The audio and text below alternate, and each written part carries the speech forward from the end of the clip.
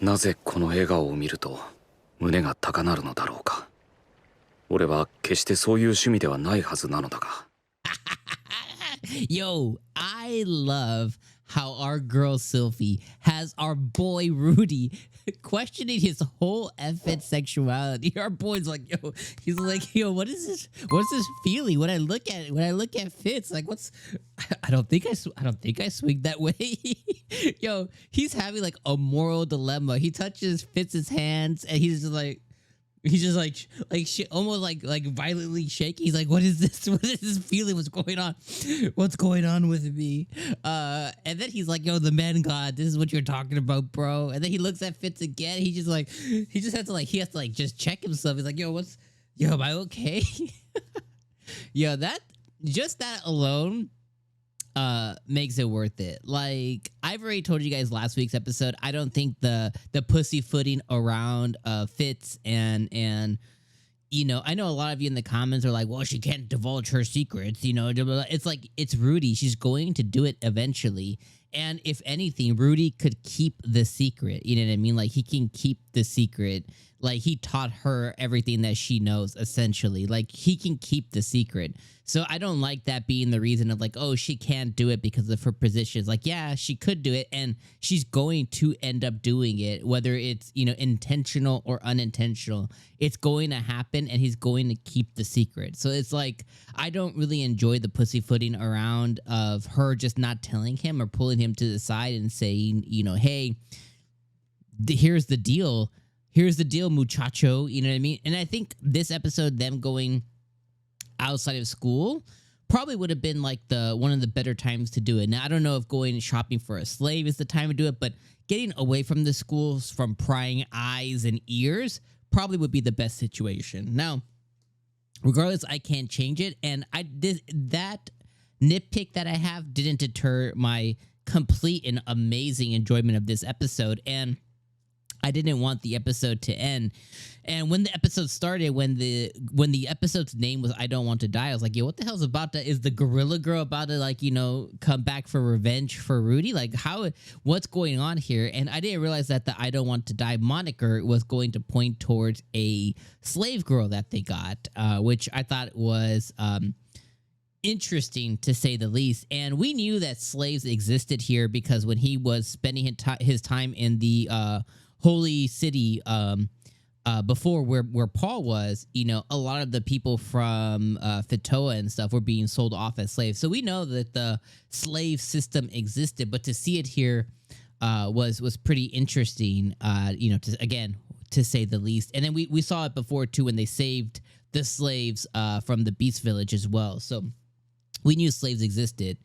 So let me kind of start from the beginning, and I'll kind of go all the way down. So I like how Rudy is, you know, still not completely embracing, but getting used to the day-to-day monotony of school, getting in a routine of what he's doing, which is, you know, study, learn a bunch of things that he never knew before, putting what he did know before in, you know, kind of like making a complete puzzle of what he knew, plus what he didn't know, kind of getting a complete picture of before of his real life experience versus the experience that he's getting in class, in a classroom setting.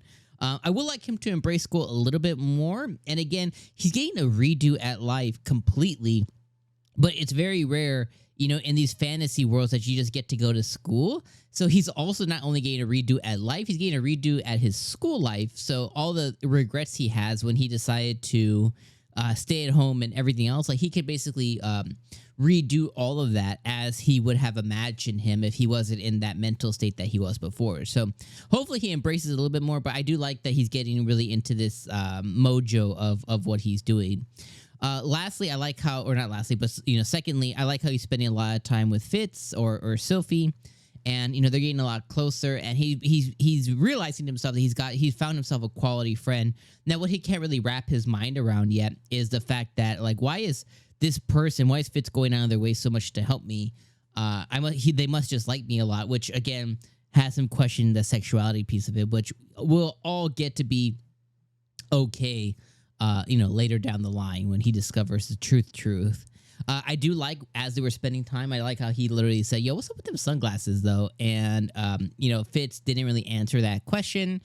He found out, again, all these all these things that, you know, we as viewers are like, yo, it's hitting you in the, it's slapping you in the face, bro. But Fitz sleeps in the girls' dorm to protect Ariel, the princess. Totally makes sense. It's a viable story. Fitz also sleeps in the girls' dorm because, you know, Sylphie is a girl, so that kind of makes sense too. I like how she's talking about silent casting and her master and everything, and she's basically just talking about Rudy this whole time. So I love that as well.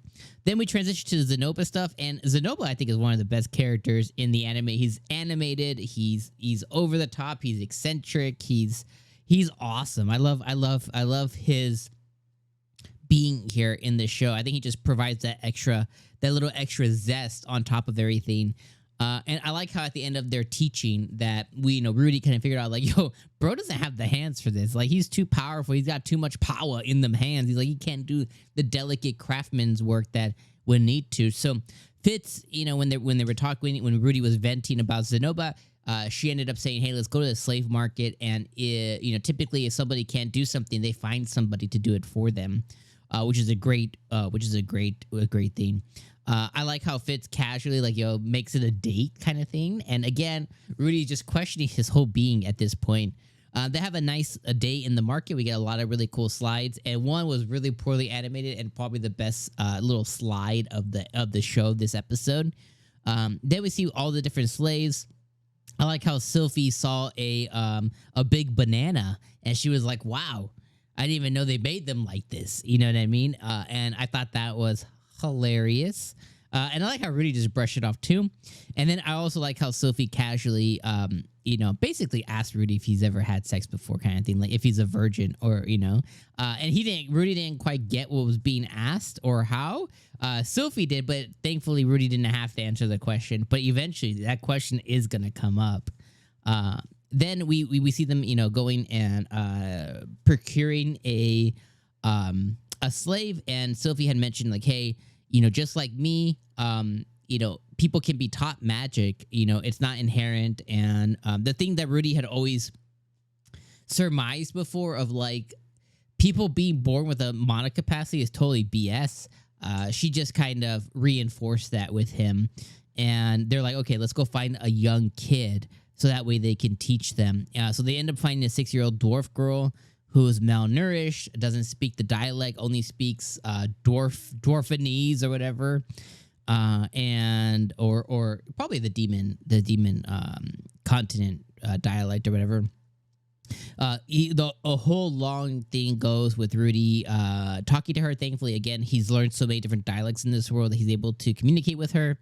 And they end up saving her and giving her the name Juliet or Julie, which was, again, a really hilarious scene that, I mean, I don't know about you guys, but I personally, like, I had a big chuckle because 𝐒𝐻𝐵a just casually said, like, oh, I'm going to name her after my brother that I killed because oops, So I thought that was a hilarious moment as well, too. So overall, 10 out of 10 episode. This one was just like an incredible episode. I love seeing the little scenes of Juliet, like, following 𝐒𝐻𝐵a and being the maid and learning magic, and Rudy's teaching her how to read and all these things. So she's going to be a crucial character in the long run, I think, which I think is going to end up being really, really cool. So I was like, this is a cool way to show us another character, and I like how Rudy's developing her, so she's probably gonna develop feelings for Rudy, and not in like a romantic sense, just like in a bonding sense, right? Like how you would for like an older brother or older sister or just another familial member.